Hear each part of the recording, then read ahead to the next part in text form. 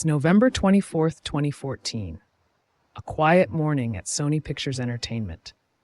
In Los Angeles, employees are settling in with their coffees ready for a normal workday when suddenly their computer screens flicker a red skeletal figure on a black background with the words "hacked by Nanon," GOP flashes onto every screen.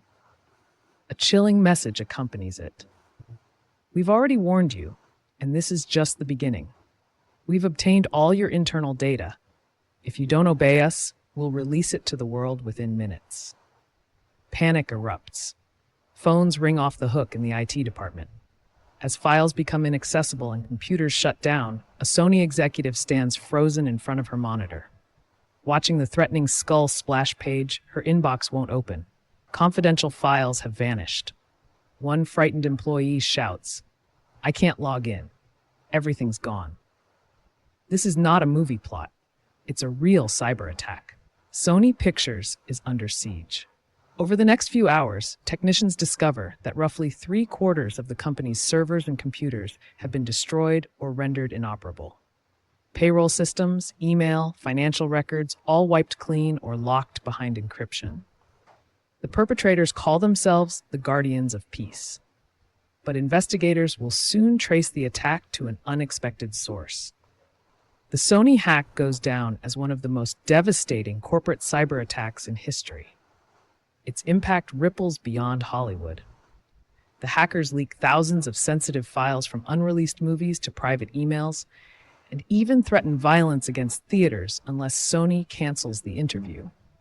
A comedy mocking North Korea's leader under pressure, Sony pulls the film from major theaters, a chilling precedent of cyber terrorism, curbing free speech. Within weeks, U.S. intelligence officials publicly accused North Korea of orchestrating the attack. It's an unprecedented moment, a cyber assault forcing a global confrontation.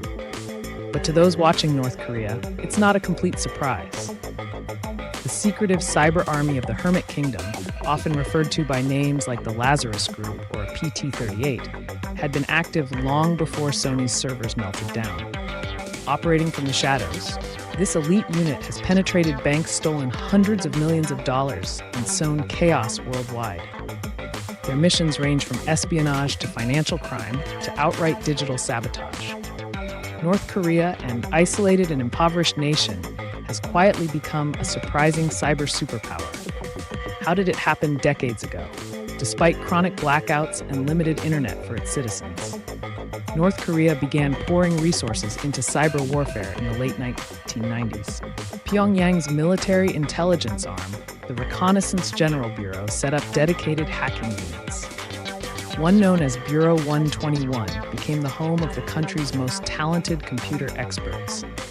These hackers are not underground activists. They are handpicked, highly trained officers who enjoy special status in North Korean society, identified as teens for their aptitude. They attend elite schools like the University of Automation in Pyongyang, spending 5 years learning to infiltrate computer systems. Those who excel join Bureau 121 and become part of a pampered elite. In a nation where many struggle, these cyber warriors and their families receive luxurious apartments, cash bonuses, and praise from the regime. For North Korea's leaders, cyber warfare is the perfect weapon. As one defector put it, the strongest weapon is cyber. In North Korea, it's called the Secret War. With a small team of genius-level hackers, Pyongyang can strike rich nations in cyberspace without firing a shot. By the mid-2000s, the regime was dispatching many of these operatives overseas to broaden their reach. Intelligence reports indicate North Korean hacker teams quietly move into places like China. Operating from cities such as Shenyang, under innocuous covers, working abroad gave them better internet access and a layer of deniability. By 2009, this cyber army began making its presence felt. South Korea's government and media networks were hit by waves of attacks, websites defaced data, wiped citywide outages. One early operation code, named Operation Troy 2009-2012, deployed malware to spy on South Korean military networks. Security researchers started noticing a pattern.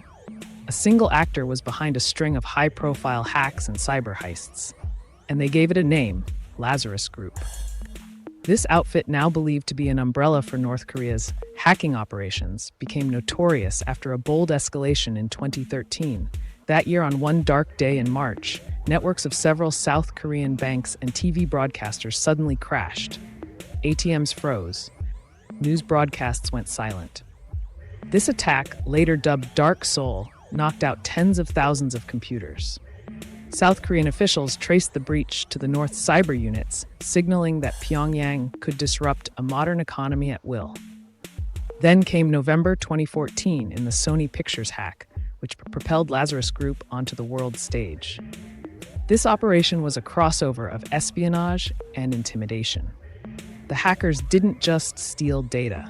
They tried to blackmail a major Hollywood studio to halt a film release. It was a jaw-dropping demonstration of cyber power used for political ends, hacking as a form of state-sponsored extortion. The boldness of the Sony attacks startled governments and security experts around the globe. It became clear that North Korea's hackers were not just thieves or spies. They were willing to inflict massive damage to further Pyongyang's agenda. In the aftermath, Western agencies scrambled to respond. Analysts pored over lines of malicious code and server logs. They even noted that the malware had similarities to earlier North Korean attacks. Within weeks, the United States officially pinned the blame on Pyongyang, with the FBI citing evidence like hacker tools and IP addresses linked to North Korea. Even as Sony was picking up the pieces, the hackers of Lazarus were already moving on to their next ambition. One driven not by political revenge, but by cold hard cash.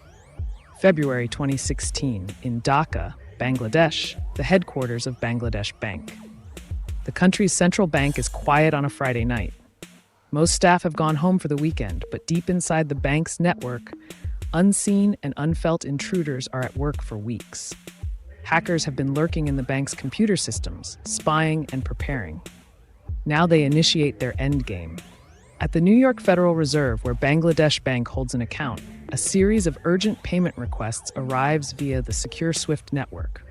These messages, bearing valid Bangladesh bank codes, instruct the Fed to send nearly $1 billion from Bangladesh's reserves to accounts in the Philippines, Sri Lanka, and beyond. If executed, it will be one of the largest bank thefts in history, and it's all happening through digital trickery. Back in Dhaka, a loan printer used to automatically record SWIFT transactions suddenly stops working. Bank staff won't discover until Monday that the printer's failure was no accident, but a hacker ploy to delay the alarm. By the time anyone notices, millions will have been siphoned out. Over the weekend, the hackers' plan unfolds. Dozens of fraudulent transfers slip through. Only a bit of luck and last-minute scrutiny prevent total disaster. One transfer request raises suspicion due to a simple typo stopping a $20 million transfer, and a few other fraudulent transactions are. Still, by the time the scheme is uncovered, $81 million has vanished from Bangladesh's account, successfully stolen the money trails into casinos and accounts in the Philippines. Then goes cold. A huge sum from one of the world's poorest countries is gone. The investigation that follows reads like a global whodunit. Bangladesh and U.S. officials work together and soon find fingerprints of Lazarus Group. In the code and techniques, use the audacity and scale of the hack point to a state-sponsored operation.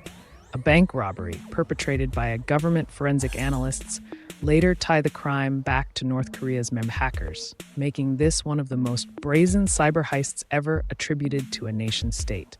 This Bangladesh bank heist signals a strategic shift. North Korea had discovered that hacking could directly fund its regime.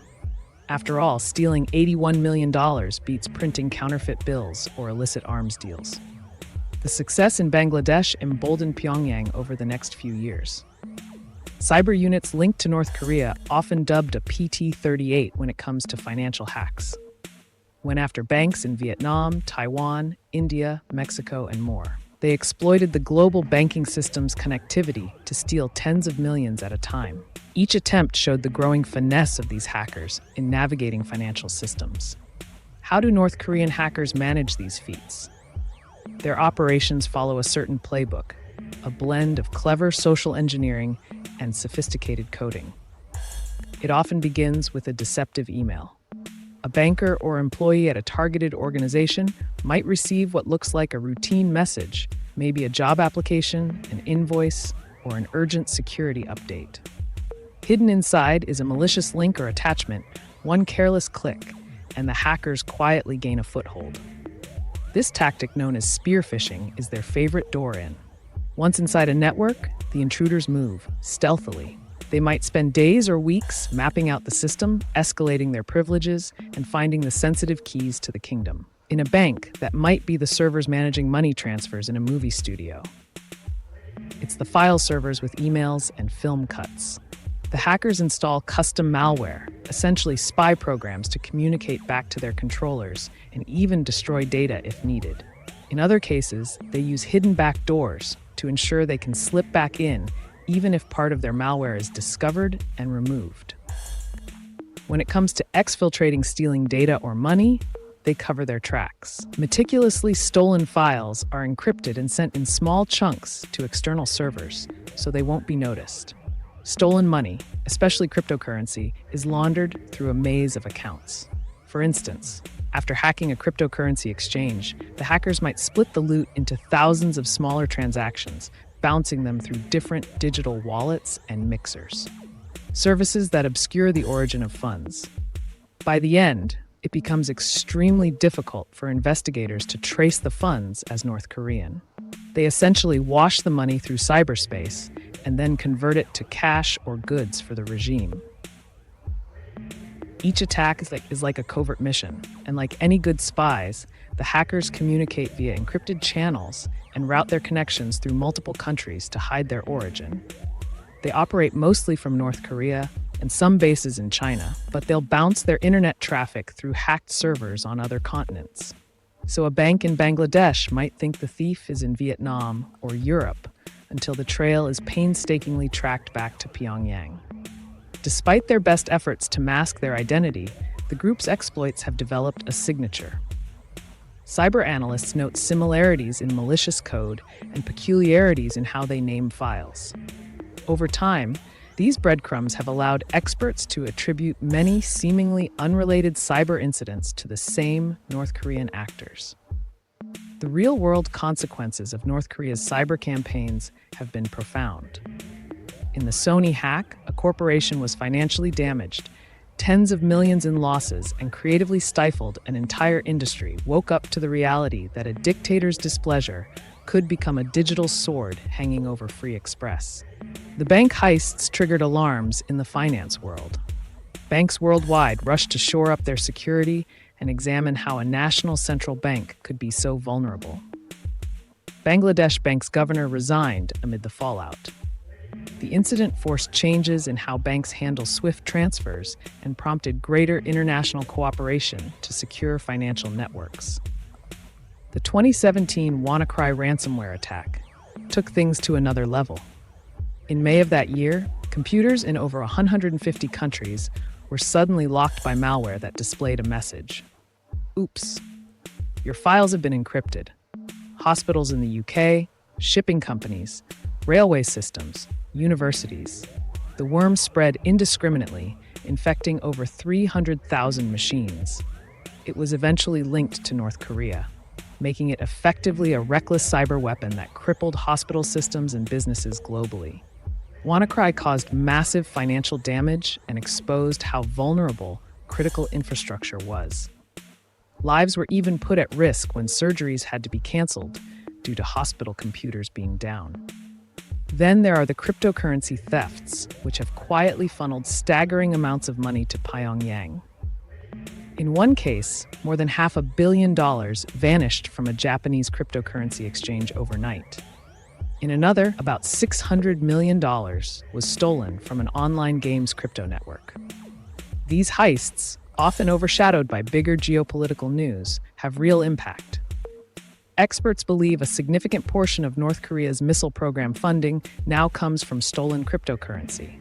In other words, when North Korean hackers steal digital coins, they might be paying for the country's next ballistic missile. All these actions have prompted a worldwide manhunt of sorts. Cybersecurity agencies, law enforcement, and private companies are collaborating as never before to stop these hacks and hold the perpetrators accountable. The U.S. Department of Justice has indicted North Korean hackers, publicly naming members of Lazarus Group in an effort to hold them accountable. Governments have issued sanctions against entities and individuals tied to Lazarus Group, trying to freeze whatever assets or travel abilities they have outside North Korea. Cryptocurrency exchanges and banks have been urged to tighten monitoring so that stolen funds can be flagged or seized. Still, the core members of this hacker unit remain safely out of reach behind North Korea's borders. Indictments and sanctions, while they send a message, have not stopped the attacks. If anything, Pyongyang's hackers have grown bolder, likely because cyber operations have become a lifeline for the regime's finances and a key tool of its statecraft. As we look to the future, North Korea's hacker army forces us to reckon with an unsettling truth. The nature of warfare and crime has changed. A country that struggles to keep its lights on can black out someone else's. A nation with a tiny economy can steal millions from the world's biggest banks. And a regime that might not win a conventional battle can still wreak havoc across the globe, all through the internet. This reality has not gone unnoticed by other nations. Today, dozens of countries have cyber units, and global rivalries are extending into the digital domain. What North Korea has done is a dramatic example of a broader trend. Cyber warfare is the new great equalizer, allowing small players to hit far above their weight. The prospect of a cyber arms race raises tough questions. How do we defend against attacks that can come at the speed of light, with no warning from unseen perpetrators? What constitutes an act of war in cyberspace? Is it stealing money? Stealing secrets? Shutting down a power grid? There are no clear rules yet. In Pyongyang, cyber operations are celebrated internally. The hackers are heroes to the regime. Picture a young programmer in a windowless room writing code that will unleash chaos in faraway places. No one outside will ever know his name or see his face, but his keystrokes can shake nations. It's a form of power. That was science fiction just a few decades ago. As this story of North Korea's elite hacker unit comes to a close, we are left with a mix of awe and unease. Awe at the ingenuity and audacity of how these hackers execute their missions. The world has entered a new kind of Cold War, fought with code, and as the hackers of Pyongyang have proven, you don't need to be a superpower to be a super threat in this domain. The shadowy figures behind keyboards in North Korea have already changed the rules of the game. The question that remains is, are we ready for what comes next?